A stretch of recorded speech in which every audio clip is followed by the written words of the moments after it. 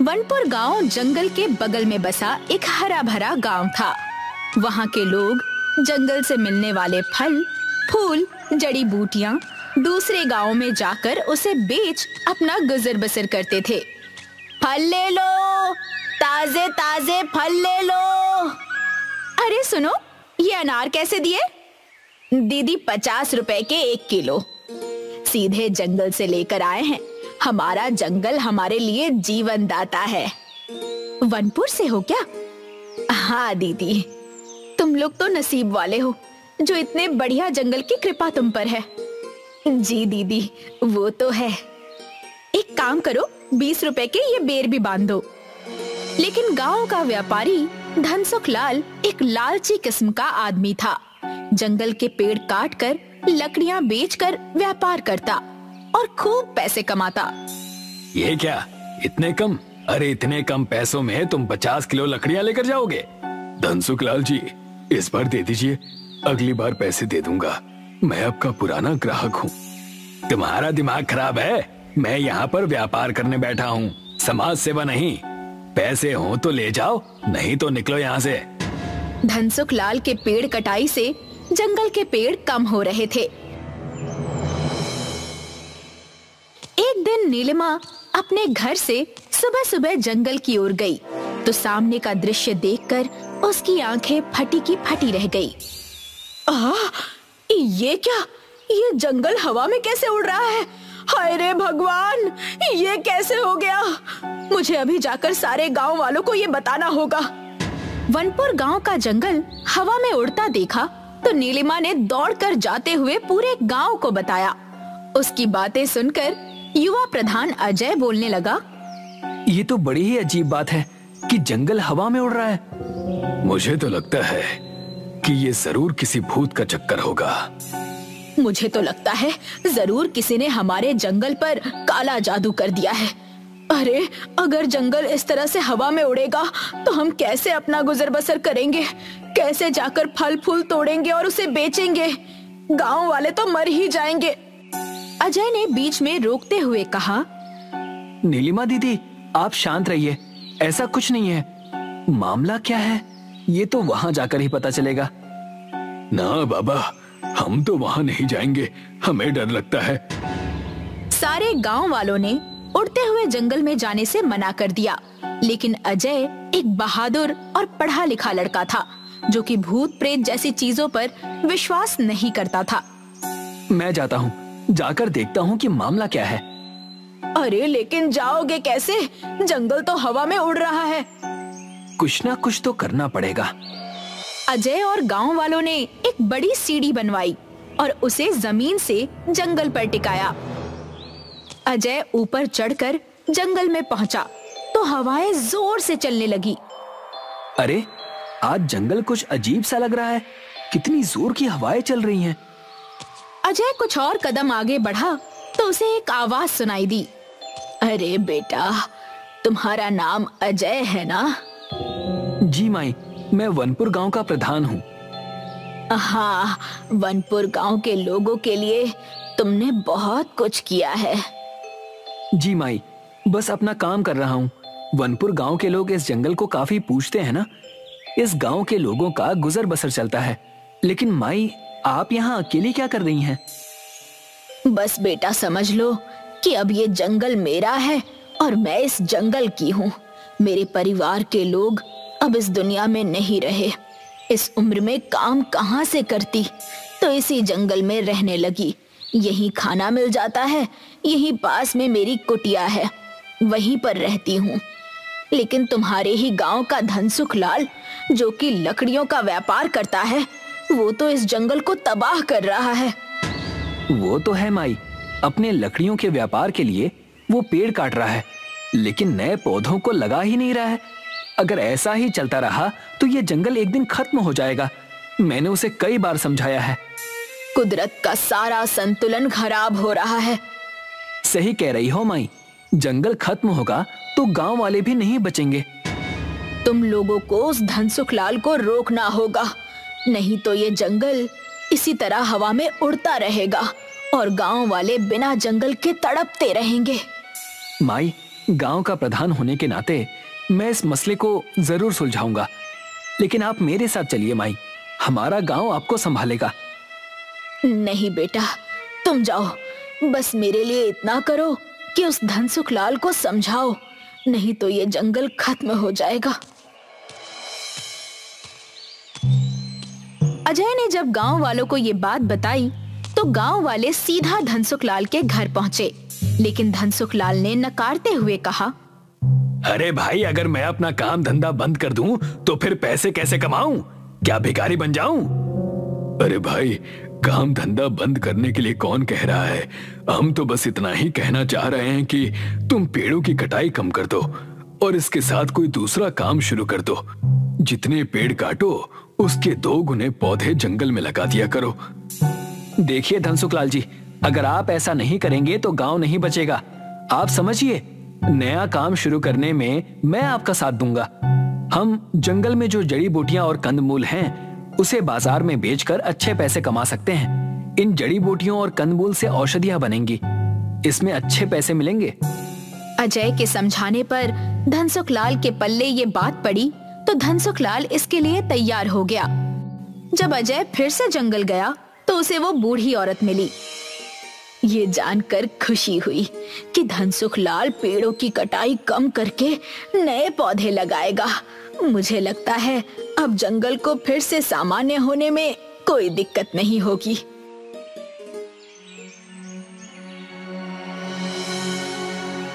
दूसरे दिन जंगल जब सामान्य हुआ तो गांव के लोग जंगल में इकट्ठा हुए। अरे धनसुख लाल, जंगल तो सामान्य हो गया। आप और अजय मिलकर अब अपना काम कर सकते हैं। अरे हाँ, ये लोग तो अपना काम करेंगे, लेकिन हमें भी तो फिर से अपना काम करना है। 2 दिन से एक फूटी कौड़ी नहीं कमाई है। अरे नीलिमा दीदी, क्यों परेशान हो रही हो? अब तो सब ठीक हो गया है ना? धनसुख लाल और अजय साथ मिलकर जंगल की औषधि, जड़ी बूटी और कंदमूल शहर में एक औषधि कंपनी को बेचते थे। पैसे देते हुए अजय ने कहा, धनसुख लाल, मैंने कहा था ना कि आपकी अच्छी आमदनी होगी। हाँ भाई, जरा देखो तो, ये काम इतना अच्छा चल पड़ेगा, मैंने तो सोचा भी नहीं था। धनसुख लाल, जंगल की कद्र करो।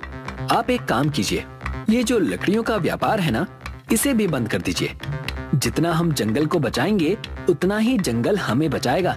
हाँ हाँ हाँ, सोचूंगा इस बारे में। धनसुख लाल का खास आदमी भीमा कंदमूल के लिए जमीन खोद रहा था तो उसे एक मटकी मिली जिसमें खजाना था। भीमा मटकी लेकर धनसुख लाल और अजय के पास आया। जब वो दोनों बरगद के पेड़ के नीचे बातें कर रहे थे, मालिक, मालिक, ये देखो क्या है, खजाना मिला है खुदाई करने के दौरान। अरे वाह, इतने सारे सोने और चांदी के सिक्के, मैं तो इसे बेचकर अमीर बन जाऊंगा। धनसुख लाल, आप ये कैसी बातें कर रहे हैं? ये धन हमें जंगल से मिला है, इस पर किसी का भी एकाधिकार नहीं है। इससे हम जंगल में और ज्यादा पौधे लगाएंगे, गांव की सड़कें, अस्पताल, स्कूल और साफ पीने का पानी, इन सब की व्यवस्था करेंगे। मतलब तुम इसे अपने घर ले जाकर इसमें से कुछ खजाना अपने लिए निकाल लोगे, है ना? धनसुख लाल जी, ये धन ना मेरे घर जाएगा और ना ही आपके। ये जंगल की अमानत है, इसे यहीं रहने देते हैं। अजय की बात सुनकर लालची धनसुख लाल तब तो चुप रहा, लेकिन अपने घर आने के बाद भीमा से कहने लगा, भीमा, उस मटके के खजाने का विचार अभी भी मेरे जहन में चल रहा है। क्या करूं? करना क्या है मालिक, आज रात ही जाकर उस मटकी को चोरी कर लीजिए। कह देंगे कि चोर ने चोरी की है। किसकी हिम्मत होगी आप पर उंगली उठाने की? उस मटकी को मैं ले लूंगा। आज रात ही वो मटका मैं अपने कब्जे में कर लूंगा। चांदनी रात में जंगल में कुछ हलचल महसूस हुई। धनसुख लाल ने मटकी के पास आकर मटकी में हाथ डाला तो एक सांप ने धनसुख लाल को डस लिया। धनसुख लाल की चीख से पूरे जंगल की शांति भंग हो गई। जंगल फिर से पहले जैसा हवा में उड़ने लगा। ये देखकर अजय जब जंगल में आया तो उसके सामने वो बूढ़ी औरत थी। धनसुख लाल मरा पड़ा था, उसके मुंह से झाग निकल रही थी। ये क्या हुआ? धनसुख लाल को क्या हो गया? वो मर चुका है। उसने इस मटकी का खजाना चुराने की कोशिश की तो सांप ने उसे डस लिया। धनसुख लाल अपने लालच से जीत ना सका। अपने लालच की वजह से उसकी ये हालत हो गई। लेकिन माई, आपको ये सब कैसे पता? ये कहते ही वो बूढ़ी औरत अपने असली रूप में आ गई। अजय, मैं वन देवी हूँ। मैं इस जंगल की रखवाली करती हूँ। मैंने ही ये जंगल को उड़ाकर गांव से दूर किया है। धनसुख लाल जैसे लोगों की वजह से आज जंगल खतरे में है। तुमसे जिस दिन मुलाकात हुई तो लगा कि तुम्हारे जैसा अच्छा इंसान जरूर इस जंगल को बचाएगा, लेकिन धनसुख लाल जैसा लालची आदमी इस कार्य में बाधा था, इसलिए उसे मरना ही था। वन देवी की बातें सुनकर अजय को धनसुख लाल की गलती का एहसास हुआ, लेकिन वो एक अच्छा इंसान था। हे देवी माँ, माना कि धनसुख लाल एक लालची व्यापारी है और उसने गलती भी की है, लेकिन देवी माँ, इसमें उसकी बीवी बच्चों का क्या कसूर है? इसके बिना उनका क्या होगा? आप अपनी कृपा करके इसे फिर से जीवित कर दीजिए। मैं वादा करता हूँ कि ये अब इस जंगल से दूर ही रहेगा। अगर इसने ऐसा करने से मना कर दिया तो गांव वालों की मदद से मैं इसे गांव से बाहर निकाल दूंगा। आप इसे जीवित कर दीजिए। वाह अजय, तुम एक अच्छे प्रधान ही नहीं बल्कि एक अच्छे इंसान भी हो। मैं इसे अभी जिंदा करती हूँ, लेकिन इसे तुम समझा देना कि जंगल की कटाई ना करे। जी, मैं ऐसा ही करूंगा। वन देवी के हाथ से निकले प्रकाश किरण से धनसुख लाल फिर से जिंदा हो गया। देवी गायब हो गई। जंगल सामान्य हो गया। उसे जब अजय ने सारा किस्सा बताया तो उसकी आंखों में पछतावे के आंसू थे। मुझे माफ कर दो, मैं अपने लालच में अंधा हो गया था। मुझे पैसों के सिवा कुछ भी दिखाई नहीं दे रहा था, लेकिन मुझे अब अपनी गलती का एहसास है। अजय, मैं आज से ही जंगल कटाई का काम बंद कर दूंगा और जंगल की भलाई के लिए काम करूंगा। धनसुख लाल, ऐसा ही करना होगा, तभी तो हम अपनी आने वाली पीढ़ियों को एक अच्छी दुनिया दे पाएंगे। हमें अपने लालच को छोड़कर इंसानियत के लिए जीना होगा। कर्नाटका के गांव कुरांगिनी में कुछ आदिवासी रहते थे जो हमेशा अपने पितृदेव यानी अपने कुल देवता की सेवा करते थे। उनका मन था कि कुल देवता की पूजा अर्चना करके ही उनका जीवन बहुत अच्छा और बहुत सुकून से गुजरेगा। उनके घर भी हवा में झूलते हुए बने थे। वो चाहते थे कि गैर समाज का व्यक्ति उनके पास ना आए और ना ही वो किसी के पास जाना चाहते थे। हमेशा से खेतों से चावल और दाल और कई सारे फल खाकर अपना जीवन व्यतीत करते। उसी वक्त कुरांगिनी के पास वाले गांव में कुछ बच्चे कैंपिंग करने गए थे। चंदू, मंगलू और कविता। मुझे तो अब तक यकीन नहीं हो रहा है कि मैं हॉलिडे पर आई हूँ। सच कहा, यहाँ हम कुछ दिनों तक कैंप करेंगे और आसपास की चीजें भी ढूंढ निकालेंगे। मजा आएगा। हाँ, और सुबह होते ही हम आसपास के गांव घूमने जाएंगे और देखेंगे कि वहाँ क्या है। कुरांगिनी गांव के पास के कैंपिंग स्पॉट पर तीनों दोस्त आराम करने लगते हैं। सुबह होते ही उन्होंने तय किया कि सारे घूमने जाएंगे कुरांगिनी की तरफ। कुरांगिनी के पास जाते ही कविता ने झूलता हुआ घर देखा और कहा, अरे वाह, ये देखो झूलता हुआ घर। लगता है यहाँ के लोगों को झूला झूलने का बहुत शौक है, इसलिए ऊपर वहाँ पेड़ पर ही घर बना लिया है। कितने गजब की खूबसूरती। पूरा गांव हरा भरा है, ताजी हवा, सुंदरता में तो ये सब देखकर खुश हो रहा हूँ। पता नहीं आगे क्या क्या देखने मिलेगा। लेकिन पता नहीं मुझे डर क्यों लग रहा है। ऐसा लग रहा है कि कुछ अनहोनी होने वाली है हमारे साथ। ओफो, तुम तो हमेशा ही नेगेटिव बातें करते रहते हो। अब चुप भी करो और यहाँ का नजारा देखो। कुरांगिनी गांव के आदिवासियों ने उन्हें घेर लिया, जो दिखने में डरावने और खूंखार लग रहे थे। इन्हें देखते ही तीनों दोस्तों की सिट्टी बिट्टी गुल हो गई। कौन है आप लोग और हमसे क्या चाहते हैं? अरे, हमेशा शहरी लोगों को हम यहाँ आने से रोकते हैं। तुम लोगों को कितनी बार समझाया है, हमारे गांव के आसपास भी नजर मत आना, लेकिन फिर भी तुम नहीं समझते। अब तुम्हारी खैर नहीं, तुम्हारा हिसाब हमारे गांव के देवता करेंगे। ले चलो इन्हें। आज हमारी देवी ही बताएंगी कि इनका क्या करना है। अगर तुम यहाँ से छुटकारा पाना चाहते हो तो तुम्हें हमारी शर्तें माननी पड़ेंगी। क्या करना होगा? हमें सारी शर्तें मंजूर है। तुम्हें हमारे गांव की सभ्यता और परंपरा में रहना होगा। प्रकृति की सेवा में अपना मन, धन सब त्यागना होगा। इतना कहकर प्रकृति की देवी वहां से चली जाती है। तुमने सुना? जैसे हमारी देवी ने कहा वैसे ही तुम्हें करना होगा, नहीं तो हमारी देवी नाराज हो जाएगी। अब से तुम कुरांगिनी के निवासी हो। तुम्हें हमारे नियम और कायदे चलाने होंगे और हमारी देवी को खुश करना होगा। क्या आप हमें समझाएंगे कि हमें करना क्या है?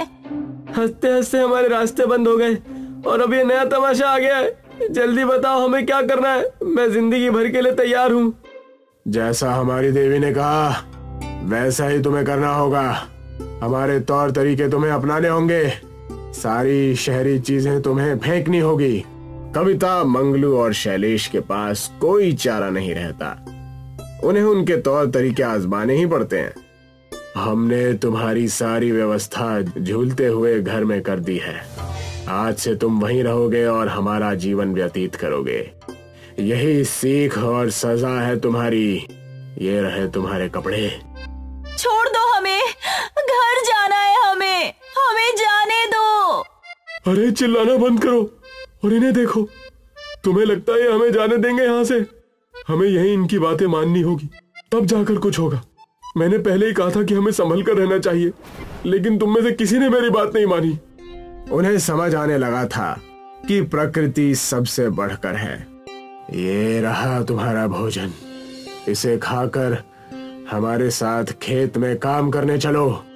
ये क्या है? मुझे ये सब करने की आदत नहीं है। दिखने में तो स्वादिष्ट लग रहा है। मंगलू, इसे खाकर तो देखो। चुपचाप खाकर हमारे साथ चलो। जैसे ही उन्होंने कुरांगिनी गांव का खाना खाया, वाह यार, ये कितना स्वादिष्ट है। अगर हमें ये खाना हर रोज मिले तो मैं यहाँ से कभी नहीं जाना चाहूंगी। बिना मिलावट के खाने की बात ही कुछ और है। सच कहा तुम दोनों ने। हमें यहाँ कुछ दिन बिताने हैं। इससे हमें एक अच्छी सीख और अच्छी समझ के साथ जाएंगे। तीनों ही कुरांगिनी गांव के लोगों के साथ समय बिताने लगते हैं। उनके साथ खेतों में जाकर खेती, पेड़ों पर चढ़कर फल तोड़ना और कई सारे गांव की परंपरा में भाग लेते हैं। पूरे 1 महीने तक वो कुरांगिनी गांव वालों के साथ रहते हैं। उनके तौर तरीके सीखने के बाद मुखिया कहता है, हमारे गांव में कल मेला लगने वाला है। इस मेले में कई सारे व्यंजन और कई सारे कारनामे होते हैं। इस मेले में हम आ सकते हैं क्या? अब तो हम भी कुरांगिनी के निवासी हैं। क्यों नहीं? अब तुम हम में से ही एक हो। तुम यहाँ आ सकते हो। अगले ही दिन तीनों मेले में जाने के लिए तैयार हो जाते हैं। वहाँ पर कविता के माँ बाप कविता को ढूंढते हुए आ जाते हैं। कविता की माँ रोने लगती है। कहाँ थी मेरी बच्ची? हमने तुम्हें कहाँ कहाँ नहीं ढूंढा। इन लफंगों के साथ हमें पता था कि तुम किसी मुसीबत में हो। कुरांगिनी गांव के लोग कविता के पिता की बात सुनकर डर जाते हैं। तब कविता कहती है, लेकिन पिताजी, इसमें इनकी कोई गलती नहीं है। मुखिया जी ने अपना कर्तव्य निभाया और हमें एक बहुत अच्छी सीख दी जो कोई स्कूल या कॉलेज हमें नहीं दे पाता। इस गांव में आने के बाद हमने हमारी प्रकृति के बारे में जानने का बड़ा अवसर प्राप्त किया। हमें पता चला कि हमारी दुनिया से बढ़कर भी कुछ चीज है। मैं शुक्रगुजार हूँ इस कुरांगिनी गांव और यहाँ के लोगों का जो हमें यहाँ आने का मौका मिला। सब कुछ सुनने के बाद मुखिया कहते हैं, देखा हमारे साथ रहने का नतीजा। मुझे गर्व है तुम तीनों पर। हमें तुम्हें यही सिखाना था। मुझे तो तुम तीनों पर नाज है। प्रकृति देवी की शर्त पूरी होती है। अब तुम यहाँ से जा सकते हो और अपना सामाजिक जीवन बिता सकते हो। कविता, मंगलू और शैलेश वहाँ से खुशी खुशी जाने लगते हैं। हम आप सब से मिलने साल में एक बार जरूर आएंगे और शहर जाकर लोगों को प्रकृति के बारे में सतर्क करेंगे।